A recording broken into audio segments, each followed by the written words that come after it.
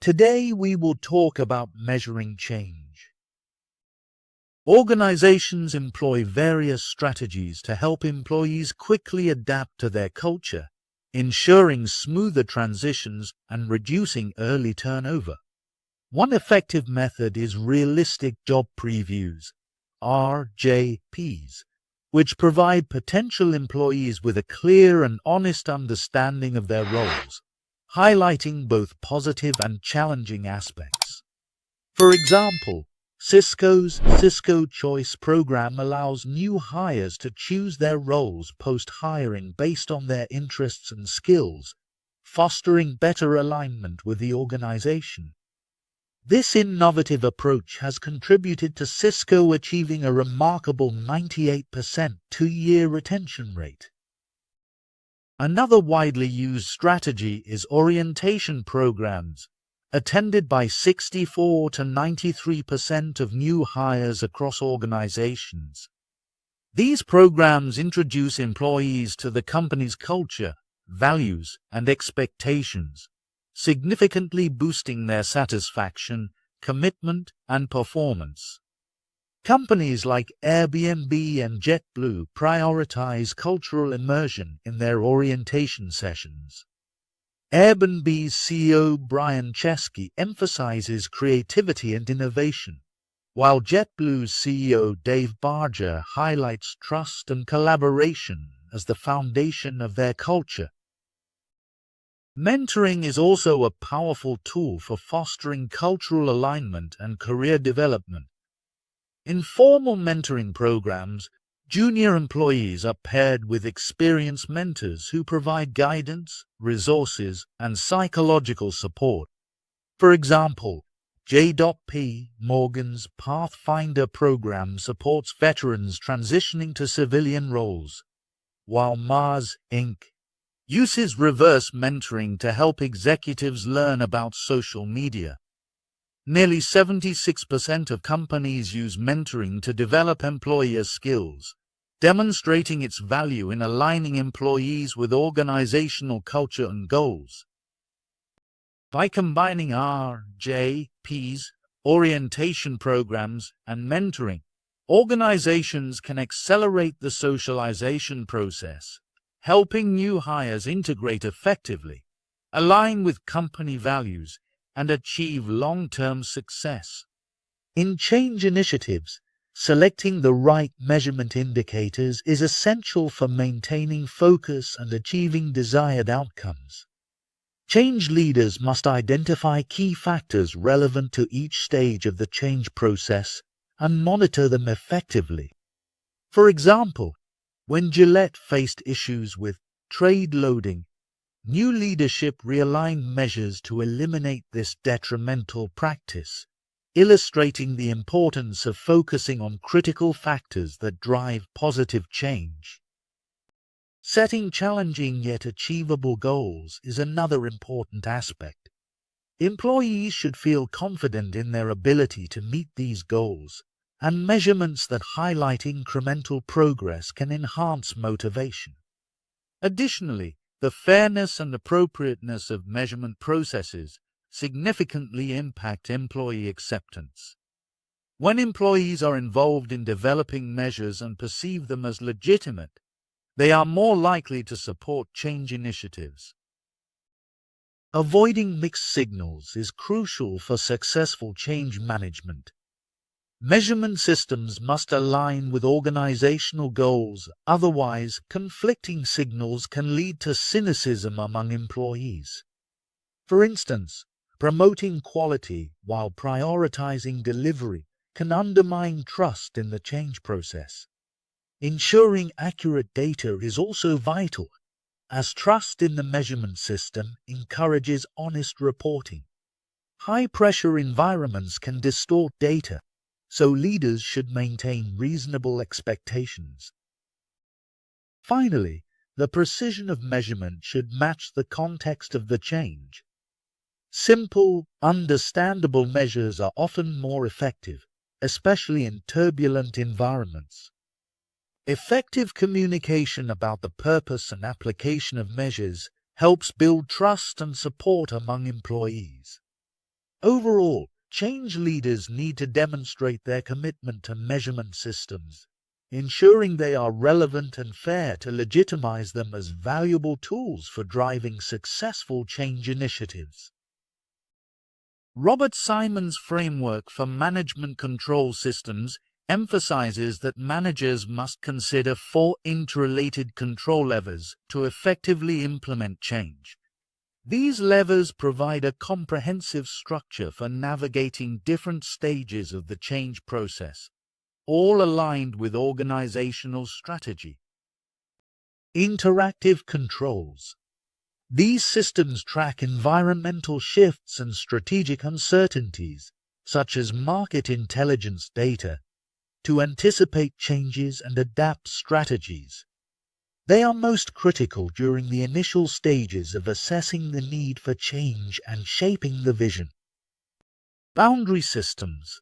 These define the limits of acceptable actions and behaviors, setting clear rules and prohibitions.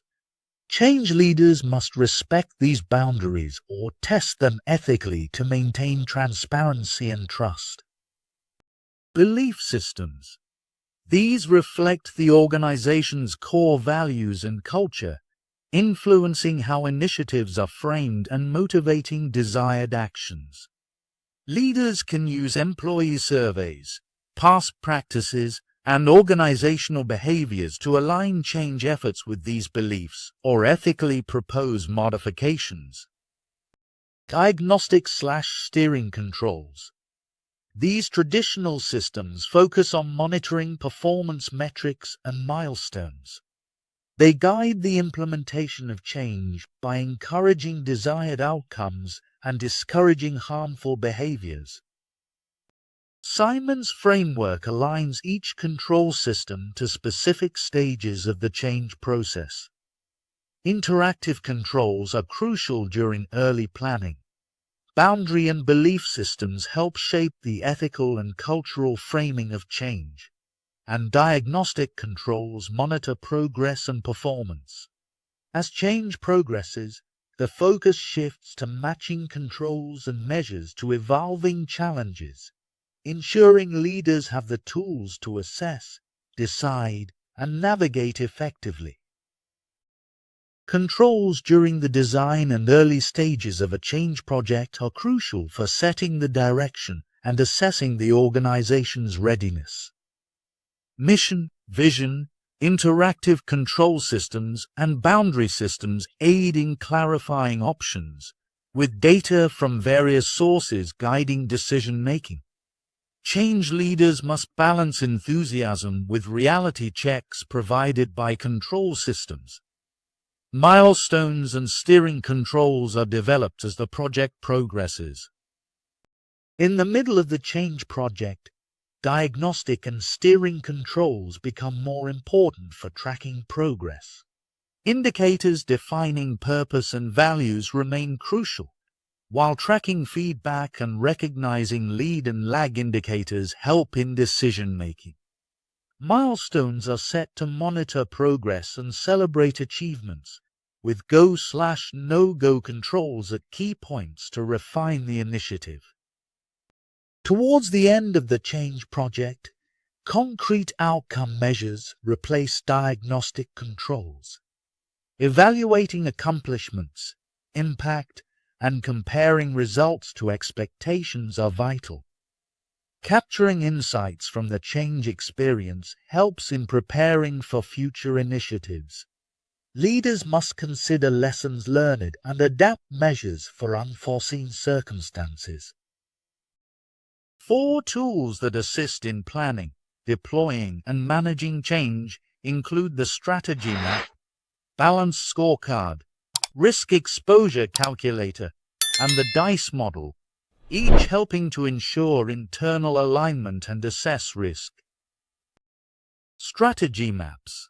Developed by Kaplan and Norton, strategy maps are visual tools that illustrate the path from a change vision to the desired end state. They help leaders map out financial goals, customer outcomes, internal processes, and learning and growth initiatives needed to achieve financial success.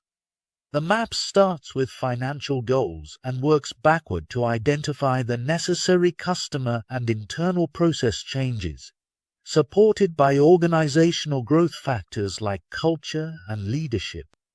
This visualization clarifies actions and their connections to desired outcomes, ensuring that every initiative aligns with the overarching change vision.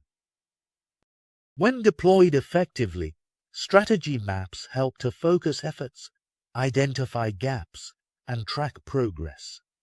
For example, Mobile used a strategy map to identify missing objectives and metrics critical to their plan, specifically around dealers for a gasoline sales strategy. This tool enhances communication and decision-making by showing cause and effect relationships and ensuring that all actions contribute to the desired change. The Balanced Scorecard is a tool that integrates measures to track critical success factors in change management. Developed by Kaplan and Norton, it emphasizes 4 categories of goals: financial performance, customer relationships, internal business processes, and learning and growth. This framework helps management maintain a balanced and aligned perspective on what actions are necessary to achieve desired strategic outcomes. Within the Balanced Scorecard, indicators are categorized as either lead or lag measures. For example, improvements in service response times may serve as lead indicators of enhanced customer satisfaction, while increased sales and profitability are often lag indicators that follow these improvements. The Balanced Scorecard acknowledges that not all effects are immediate, allowing change leaders to test assumptions, monitor progress, and adjust strategies as needed. When implementing a balanced scorecard for internal change initiatives, it is important to recognize that relevant customers may include employees from other departments. By utilizing multiple measures, the balanced scorecard reduces the risk of misleading conclusions that could arise from relying on a single indicator. This comprehensive approach ensures a more accurate understanding of what constitutes a successful change initiative. Robert Simon's Risk Exposure Calculator is a tool designed to assess the internal risks associated with a company's actions, particularly during change initiatives. It examines how a company's growth rate, culture, and information management contribute to risk levels. While initially meant for overall organizational risk assessment, it has been adapted to evaluate risks specific to change initiatives as well as maintaining the status quo. The calculator identifies 3 main categories of risk drivers. Change pressure. Higher risks are associated with significant pressure to produce results, ambiguity in the change process, and employee inexperience with change. Change culture. Risks increase if the organizational culture encourages risk-taking, if executives are resistant to bad news, or if there is intense internal competition. Information management. Complex and rapidly changing situations, gaps in diagnostic measures, and decentralized decision-making also elevate risks. These risk factors are cumulative, meaning that as the number of significant risk factors increases, so does the overall level of risk.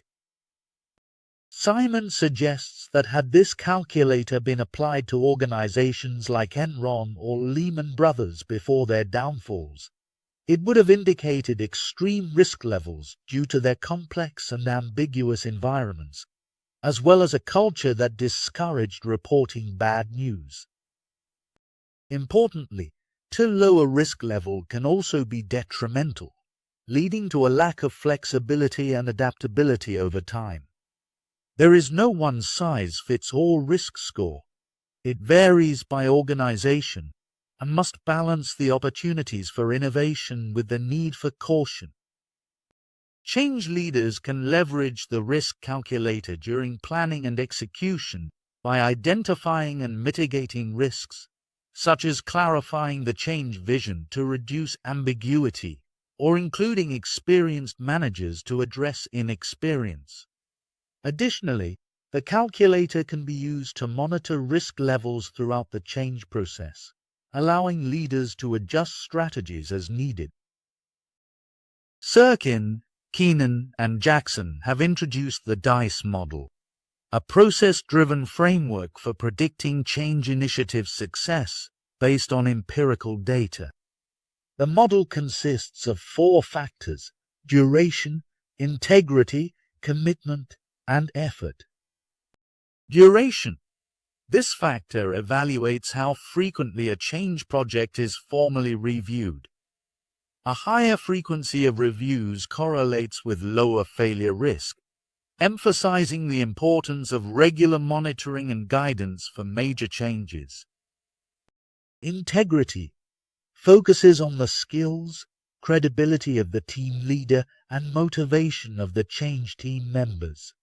Scores are based on the adequacy of skills, motivation, and focus within the team. A competent and respected leader and motivated team members are crucial for success. Commitment assesses both senior management and employee commitment to the change initiative. Scores reflect the level of support from senior managers and employees, with higher support correlating with lower risk. Effort considers the increased effort required from employees to implement the change. Scores are based on the percentage increase in effort, with higher incremental effort leading to higher risk scores. The DICE score is calculated by weighting integrity and senior management commitment scores more heavily, as these factors are significant risk drivers. The model helps in assessing risks and suggests actionable steps to manage risks during planning and deployment phases. Strategies include increasing the frequency of project reviews, ensuring competent team members and leaders, fostering commitment at all levels, and allocating sufficient resources and time to change leaders. Thank you for watching. If you liked this video, please like and subscribe to channel.